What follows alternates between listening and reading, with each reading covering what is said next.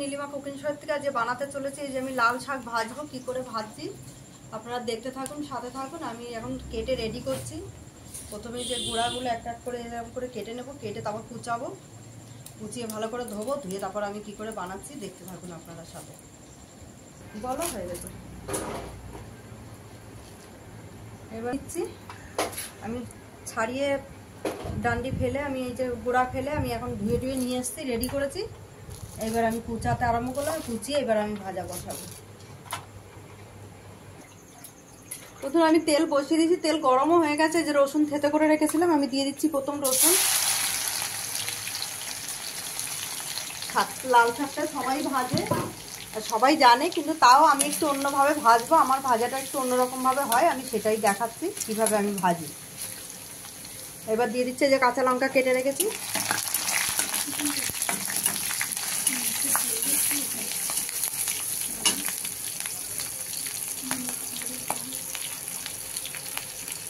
এবার দিয়ে দিলাম শাকটা, এবার দিয়ে দিলাম পরিমাণ মতো নুনটা,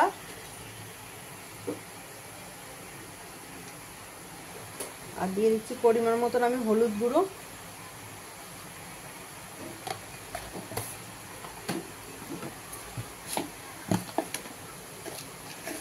আমি একটু লাল শাকে মিষ্টি দিই, মিষ্টি দিলে টেস্টটা ভালো আসে, তার জন্য এই লাল শাকে আমি মিষ্টি দিয়ে দিলাম। এবার নেড়ে চেড়ে আমি ঢাকা দিয়ে দেবো।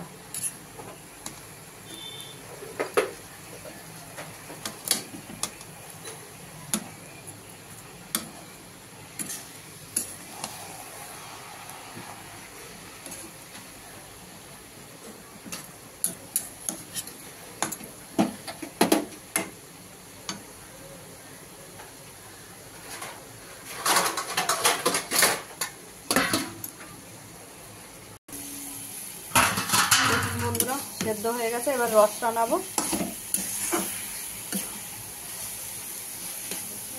এবার আলগা করে দিলাম, এবার রসটা নিয়ে একদম শুকিয়ে তেল বেরিয়ে আসবে। ভাজা দেখুন একদম জল নেই, পুরো তেল বেরিয়ে এসছে,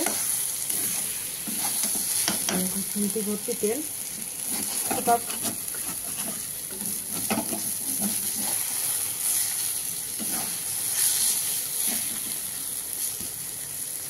আর একটু হবে হালকা, দেখুন একদম রস টেনে গেছে, দেখুন একদম একটুখানি হয়ে গেছে। এবার নিভিয়ে দিলাম গ্যাস। আমি দেখুন বন্ধুরা, এরকম যদি আপনাদের ভালো লাগে আপনারা এরকম বানিয়ে খেতে পারেন। একদম ড্রাই করে ভাজা করেছি, তেল বেরিয়ে এসছে। আর আপনারা নীলিমা কুকিং শোটিকে সাবস্ক্রাইব, লাইক, কমেন্ট, শেয়ার করে দেবেন ইউটিউবে। আর ফেসবুকের বন্ধুরা আপনারাও লাইক, কমেন্ট, শেয়ার করে দেবেন। আর আমার নীলিমা কুকিং শো বলে পেজ খোলা আছে, সেখানে গিয়ে আপনারা ফলো করে লাইক, কমেন্ট, শেয়ার বেশি বেশি করে দেবেন।